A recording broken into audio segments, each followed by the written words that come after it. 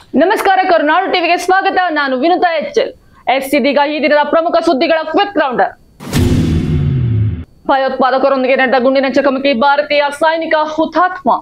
ಜಮ್ಮು ಮತ್ತು ಕಾಶ್ಮೀರದ ಕಿಸ್ಟರ್ ಜಿಲ್ಲೆಯಲ್ಲಿ ಭಯೋತ್ಪಾದಕರೊಂದಿಗೆ ನಡೆದ ಗುಂಡಿನ ಚಕಮಕಿಯಲ್ಲಿ ಭಾರತೀಯ ಸೈನಿಕನೊಬ್ಬ ಹುತಾತ್ಮರಾಗಿದ್ದಾರೆ. ಸಿಂಗೋರ ಶತ್ರು ಪ್ರದೇಶದಲ್ಲಿ ಭದ್ರತಾ ಪಡೆಗಳು ಮತ್ತು ಭಯೋತ್ಪಾದಕರ ನಡುವಿನ ಗುಂಡಿನ ಚಕಮಕಿಯಲ್ಲಿ ಮಹಾರಾಷ್ಟ್ರದ ಸೇನಾ ಸೈನಿಕ ಸಂದೀಪ್ ಪಾಂಡುರಂಗ್ ಸಾವನ್ನಪ್ಪಿದ್ದಾರೆ. ಇನ್ನು ಈ ದಾಳಿಯಲ್ಲಿ ಗಾಯಗೊಂಡ ಇಬ್ಬರು ಭಾರತೀಯ ಸೈನಿಕರನ್ನ ಇದೀಗ ಆಸ್ಪತ್ರೆಗೆ ದಾಖಲಿಸಲಾಗಿದೆ. ಕಾರಿಗೆ ಲಾರಿ ಡಿಕ್ಕಿ, 3 ಯುವಕರ ದುರ್ಮರಣ. ಕಾರು ಮತ್ತು ಲಾರಿಗೆ ಡಿಕ್ಕಿಯಾದ ಪರಿಣಾಮ 3 ಯುವಕರು ಸ್ಥಳದಲ್ಲಿಯೇ ಮೃತಪಟ್ಟಿದ್ದು, ಒಬ್ಬರು ಗಂಭೀರವಾಗಿ ಗಾಯಗೊಂಡಿರುವ ಘಟನೆ ತೆಲಂಗಾಣದ ರಂಗಾರೆಡ್ಡಿ ಜಿಲ್ಲೆಯ ಕುಂಟೂರು ಬಳಿ ಬುಧವಾರ ನಡೆದಿದೆ. ಇಲ್ಲಿನ ಹಯತ್ ನಗರದ ಎಜಿಎಸ್ಎಲ್ಜಿಪಿ ಬ್ಯಾಂಕ್ ಬಳಿ ಕಾರು ನಿಯಂತ್ರಣ ತಪ್ಪಿ ವಿರುದ್ಧ ದಿಕ್ಕಿನಿಂದ ಬರುತ್ತಿದ್ದಂತಹ ಲಾರಿಗೆ ಡಿಕ್ಕಿಯಾಗಿದೆ. ಅಪಘಾತದ ದೃಶ್ಯ ಸಿಸಿಟಿವಿಯಲ್ಲಿ ಸೆರೆಯಾಗಿದ್ದು, ಪೊಲೀಸರು ಪ್ರಕರಣವನ್ನು ದಾಖಲಿಸಿ ತನಿಖೆಯನ್ನ ನಡೆಸುತ್ತಿದ್ದಾರೆ.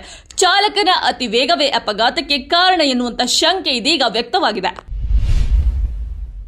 ಮಲಗಿದ್ದ ಪತ್ನಿಯನ್ನ ಕೊಡಲಿಯಿಂದ ಕೊಚ್ಚಿ ಕೊಲೆ ಮಾಡಿದ ಪತಿ. ಮಲಗಿದ್ದ ಪತ್ನಿಯನ್ನ ಕೊಡಲಿಯಿಂದ ಕೊಚ್ಚಿ ಕೊಂದ ಪತಿ. ಹೌದು, ಕೊಡಲಿಯಿಂದ ಕೊಚ್ಚಿ ಪತ್ನಿಯನ್ನ ಹತ್ಯೆಗೈದ ಆಘಾತಕಾರಿ ಘಟನೆ ಕೊಪ್ಪಳದ ಬೂದುಗುಂಪ ಗ್ರಾಮದಲ್ಲಿ ನಿನ್ನೆ ನಡೆದಿದೆ. ಬೂದುಗುಂಪ ಗ್ರಾಮದ ಶಿವಪ್ಪ ಎಂಬಾತ ಕೊಡಲಿಯಿಂದ ಕೊಚ್ಚಿ ಪತ್ನಿ ಗಂಗಮ್ಮ ದೊಣ್ಣೆ ಎನ್ನುವರನ್ನ ಹತ್ಯೆ ಮಾಡಿದ್ದಾರೆ. ಶಿವಪ್ಪ ಪ್ರತಿನಿತ್ಯ ಕುಡಿದು ಬಂದು ಗಲಾಟೆಯನ್ನ ಮಾಡುತ್ತಿದ್ದ. ಇದರಿಂದಾಗಿ ನಿತ್ಯ ಗಂಡ ಹೆಂಡತಿ ನಡುವೆ ಜಗಳ ನಡೆಯುತ್ತಿದ್ದು, ನಿನ್ನೆ ಜಗಳ ತಾರಕಕ್ಕೇರಿದ್ದು ರೊಚ್ಚಿಗೆದ್ದ ಶಿವಪ್ಪ ಪತ್ನಿ ಮಲಗಿದ್ದಾಗ ಕೊಡಲಿಯಿಂದ ಕೊಚ್ಚಿ ಕೊಂದು ಪರಾರಿಯಾಗಿದ್ದಾನೆ. ಘಟನೆ ಸ್ಥಳಕ್ಕೆ ಪೊಲೀಸರು ಭೇಟಿ ನೀಡಿ ಇದೀಗ ಪರಿಶೀಲನೆಯನ್ನ ನಡೆಸಿದ್ದಾರೆ.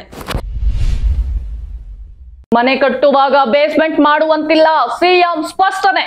ಬೆಂಗಳೂರಿನಲ್ಲಿ ವರುಣನ ಆರ್ಭಟದಿಂದ ಜನ ಜೀವನವೇ ಅಸ್ತವ್ಯಸ್ತವಾಗಿದೆ. ಹಾಗಾಗಿ ಬುಧವಾರ ನಗರದಲ್ಲಿ ಸಿಎಂ ಸಿದ್ದರಾಮಯ್ಯ ಹಾಗೂ ಡಿಸಿಎಂ ಡಿಕೆ ಶಿವಕುಮಾರ್ ಸೇರಿದಂತೆ ಅಧಿಕಾರಿಗಳು ಮಳೆ ಹಾನಿ ಪ್ರದೇಶಗಳಿಗೆ ಭೇಟಿ ನೀಡಿ ಪರಿಶೀಲನೆಯನ್ನ ನಡೆಸಿದರು. ಮಳೆ ಹಾನಿ ಪರಿಶೀಲನೆ ನಡೆಸಿದ ಬಳಿಕ ಬೆಂಗಳೂರಿನ ಕಾವೇರಿ ನಿವಾಸದಲ್ಲಿ ಸುದ್ದಿಗೋಷ್ಠಿ ನಡೆಸಿ ಮಾತನಾಡಿದ ಅವರು, ಬೆಂಗಳೂರಿನಲ್ಲಿ ಕಳೆದ 10 ವರ್ಷಗಳಿಂದ ಅತಿ ಹೆಚ್ಚು ಮಳೆಯಾಗಿದೆ.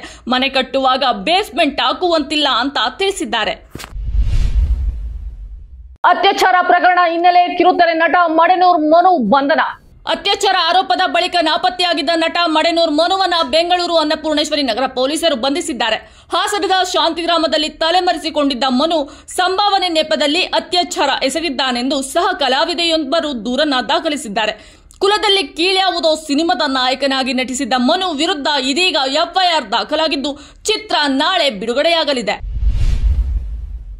ಪರಮೇಶ್ವರ್ ಅವರ ಪರವಾಗಿ ನಾನು ಎಂದಿಗೂ ಕೂಡ ನಿಲ್ತೇನೆ, ಡಿಸಿಎಂ ಡಿಕೆಶಿ ಹೇಳಿಕೆ. ಪರಮೇಶ್ವರ್ ಅವರಿಗೆ ಏನಾದರೂ ಸಂದೇಶ ನೀಡ್ತೀರಾ ಅಂತ ಮಾಧ್ಯಮದವರು ಕೇಳಿದ ಪ್ರಶ್ನೆಗೆ ಇಂದು ಸದಾಶಿವನಗರದಲ್ಲಿ ಡಿಸಿಎಂ ಡಿಕೆ ಶಿವಕುಮಾರ್ ಪ್ರತಿಕ್ರಿಯಿಸಿದ್ದಾರೆ.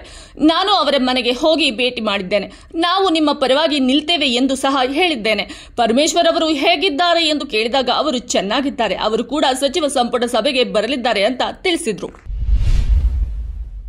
ಬಿಜೆಪಿ ಶಾಸಕರ ಕ್ಷೇತ್ರದಲ್ಲಿಯೇ ಸಾವಿರಾರು ಸಮಸ್ಯೆಗಳು. ನಾವು 2,000 ಕೋಟಿ ಯೋಜನೆ ಇಟ್ಟಿದ್ದೇವೆ, ಆದರೆ ರಾಜ್ಯ ಸರ್ಕಾರ ಅದನ್ನ ಬಳಸಿಕೊಂಡಿಲ್ಲ ಎಂದು ಬಿಜೆಪಿ ಆರೋಪದ ಬಗ್ಗೆ ಮಾಧ್ಯಮಗಳ ಕೇಳಿದ ಪ್ರಶ್ನೆಗೆ ಇಂದು ಸದಾಶಿವನಗರದಲ್ಲಿ ಡಿಸಿಎಂ ಡಿಕೆ ಶಿವಕುಮಾರ್ ಪ್ರತಿಕ್ರಿಯಿಸಿದ್ದಾರೆ. ಅವರ ಕಾಲದಲ್ಲಿ ಯಾವುದೇ ಪರಿಹಾರ ಕಾರ್ಯವನ್ನು ಕೂಡ ಮಾಡಿಲ್ಲ.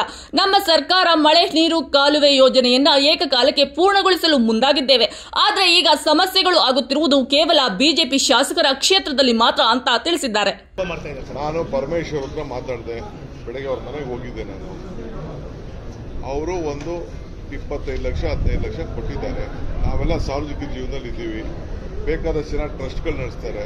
ಮದುವೆ ಸಮಾರಂಭ ಮತ್ತೊಂದಲ್ಲಿ ಗಿಫ್ಟ್ಗಳು ಕೊಟ್ಟಿರ್ಬೋದು, ಅವ್ರದ್ದು ಯಾವುದೋ ಒಂದು ಫ್ಯಾಮಿಲಿ ಮದುವೆ ಇತ್ತು, ಗಿಫ್ಟ್ಗಳು ಕೊಟ್ಟಿರ್ಬೋದು. ಅದೇನು ಅವರೇನು ಯಾರು ಇಲ್ಲಿಗೆಲ್ಲ ಸ್ಲಮ್ ಮಾಡೋ ಇದನ್ನ ಸ್ಮಗ್ಲಿಂಗ್ ಮಾಡುವಂತ ಪರಮೇಶ್ವರ್ ಅಂತ ಒಬ್ಬ ಪ್ರಭಾವಿ ವ್ಯಕ್ತಿ ಯಾರು ಹೇಳ್ತಾರ, ಯಾರು ಎನ್ಕರೇಜ್ ಮಾಡ್ತಾರ?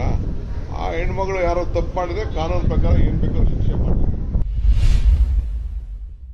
ಇದಾಗಿತ್ತು ಈ ದಿನದ ಪ್ರಮುಖ ಸುದ್ದಿಗಳು. ಇಂತಹ ಮತ್ತೊಂದಷ್ಟು ಸುದ್ದಿ ಸಮಾಚಾರದೊಂದಿಗೆ ನಾನು ನಿಮ್ಮ ಮುಂದೆ ಬರ್ತೀನಿ. ನಮಸ್ಕಾರ.